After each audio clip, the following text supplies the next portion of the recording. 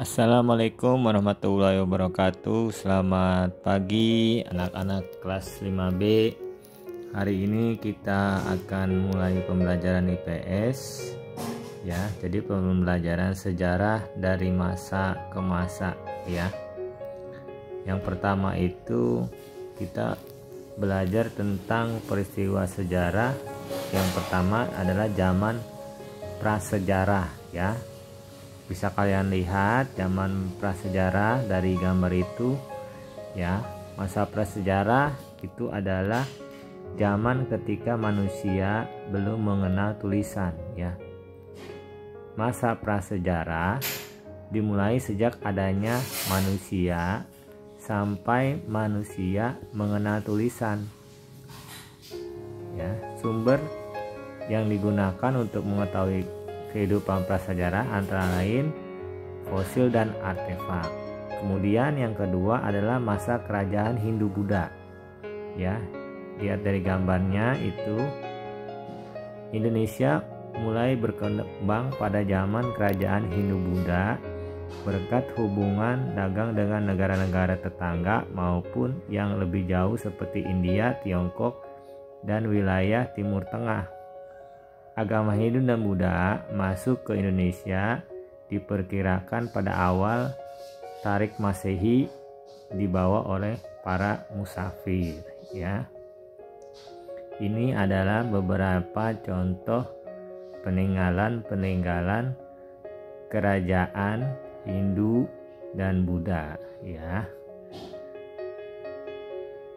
Dan yang ini adalah foto Candi Borobudur ya. Kemudian yang ketiga adalah masa kerajaan Islam. Masuknya ajaran Islam sekitar abad ke-12 melahirkan kerajaan-kerajaan bercorak Islam yang ekspansionis seperti Samudra Pasai di Sumatera, Demak di Jawa. Munculnya kerajaan-kerajaan tersebut secara perlahan-lahan mengakhiri kejayaan kerajaan Hindu dan Buddha ya. Seperti contohnya ini adalah masa kerajaan yang ada di Banten Lama ya.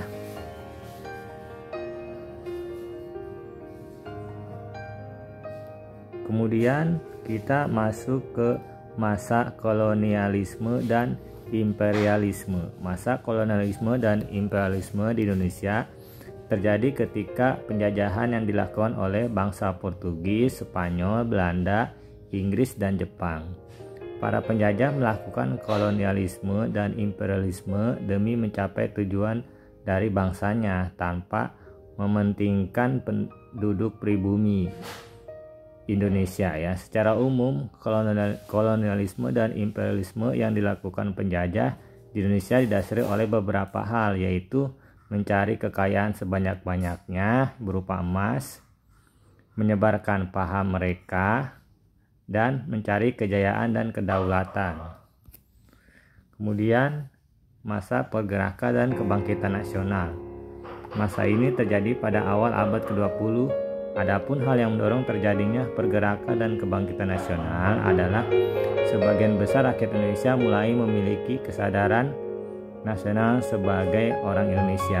Masa ini ditandai dengan dua peristiwa penting, yaitu berdirinya Budi Utomo pada 20 Mei 1908 dan Ikrar Sumpah Pemuda pada 28 Oktober 1928. Ya, ini adalah foto-fotonya organisasi Budi Utomo, dan ini adalah Sumpah Pemuda.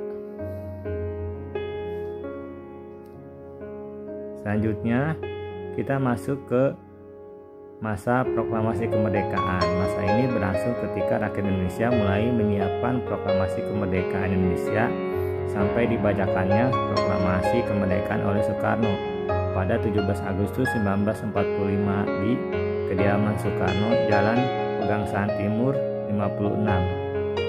Ya, telah hadir antara lain Suwirjo Wilopo, Gafar Progodigdo Tabrani, dan Trimurti. Acaranya dimulai pada pukul 10 waktu Indonesia Barat, yang dibacakan dengan pembacaan proklamasi oleh Insinyur Soekarno dan diiringi oleh lagu Indonesia Raya. Kemudian masa mempertahankan kemerdekaan dan kedaulatan negara, ya. Perjuangan bangsa Indonesia untuk mempertahankan kemerdekaan juga dilakukan di meja perundingan, yaitu perjuangan diplomasi. Perjuangan diplomasi yang dilakukan misalnya dengan mencari dukungan dunia internasional dan berunding langsung dengan Belanda. Perjuangan mencari dukungan internasional melalui PBB dilakukan secara langsung dan tidak langsung.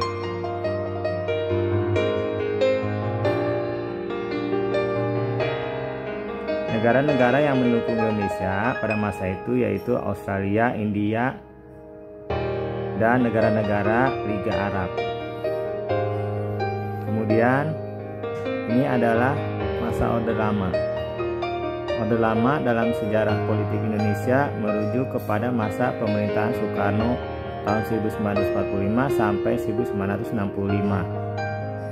Istilah ini tentu saja tidak digunakan pada saat itu dan baru dicetuskan pada masa pemerintahan Soeharto yang disebut juga dengan Orde Baru. Ini adalah foto Insinyur Soekarno pada masa Orde Lama.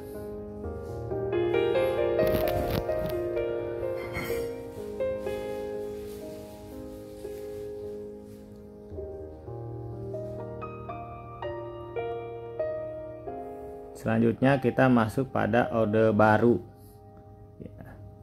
Orde Baru adalah sebutan bagi masa pemerintahan Presiden Soeharto di Indonesia. Orde Baru menggantikan Orde Lama yang merujuk kepada era pemerintahan Soekarno. Orde Baru berlangsung dari tahun 1966 hingga 1998.